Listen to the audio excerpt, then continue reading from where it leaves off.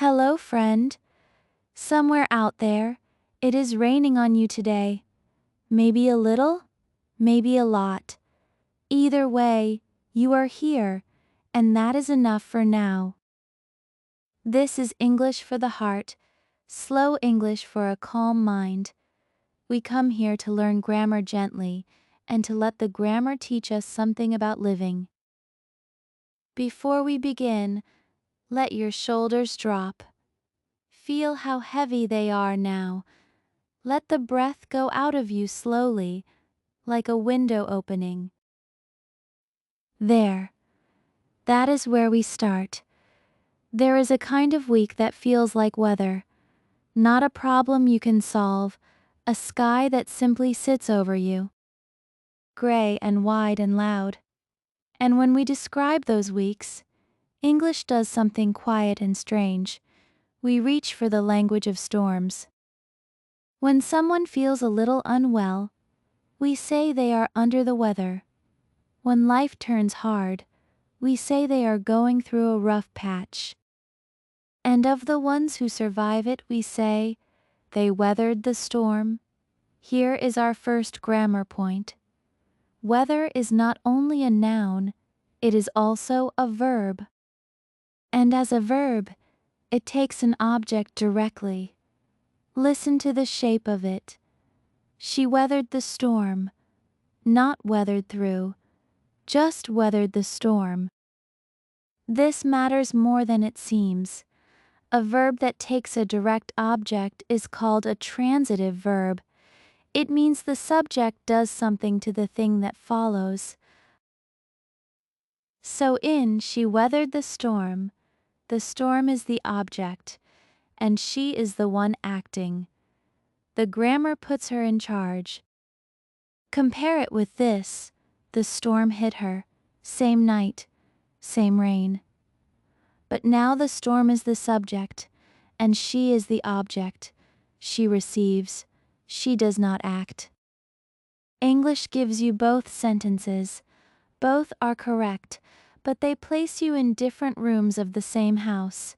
Let me give you 3 real examples, slowly. The small company weathered the recession.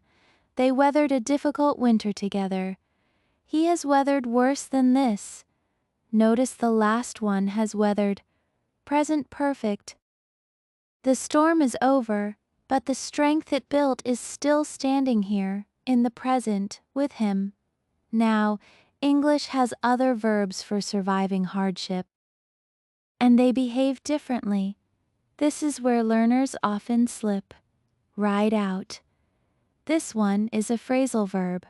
Ride out the storm, or ride it out. When the object is a pronoun, it goes in the middle. Ride it out, never ride out it, get through.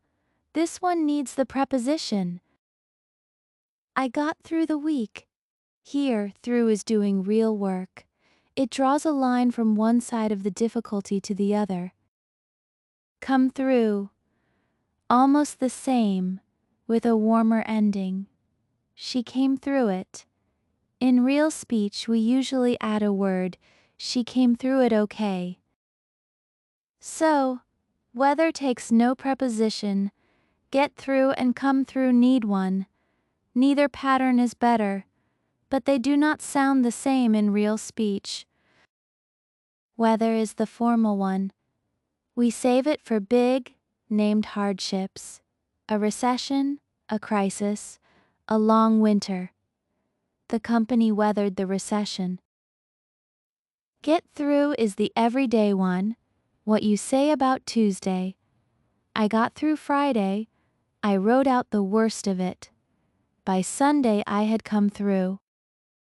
I want to stay with that word transitive a little longer because I think it is kinder than it sounds.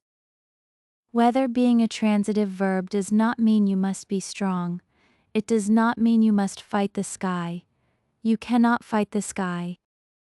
It means only this: you were there, you stayed, and staying in English is something you do. It takes an object, it lands on the world. So when you say I weathered that year, You are not boasting, you are simply naming what your body already knows. And here's the thing about storms, friend. Every real one has a center. We call it the eye of the storm. Inside it, the wind stops. The sky opens. The storm is still there, and yet for a moment there is quiet. Grammar has an eye too.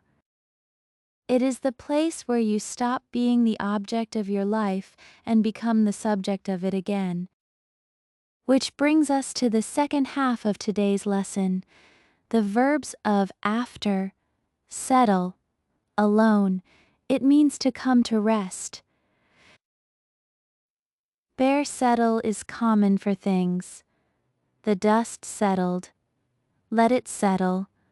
But for people, English usually adds a particle, and the particle decides where you land. Settle down, the noise stops. The children finally settled down. My heart settled down. Settle in, you arrive somewhere new and begin to belong. It took me a month to settle in. Settle into, this is the one I love. Into is a preposition of movement. It carries you from outside a thing to inside it. She settled into her new life. He settled into a slower rhythm. Listen to how ordinary this is. She settled into her chair. The city settled into evening. My breathing settled into a steady rhythm.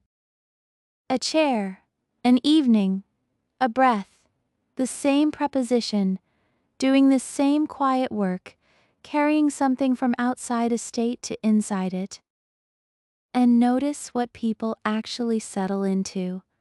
A chair, a routine, a rhythm, a life.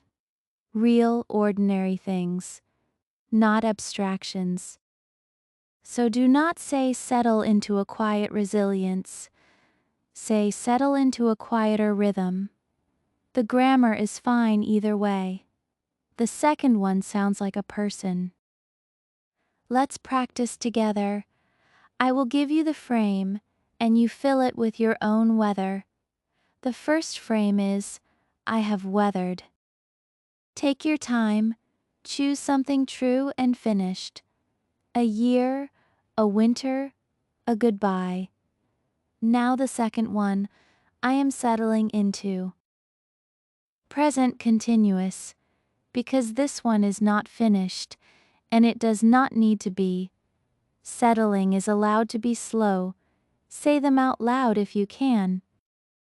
I have weathered, I am settling into. Past strength, present rest. Here is what I notice about people who have come through hard things.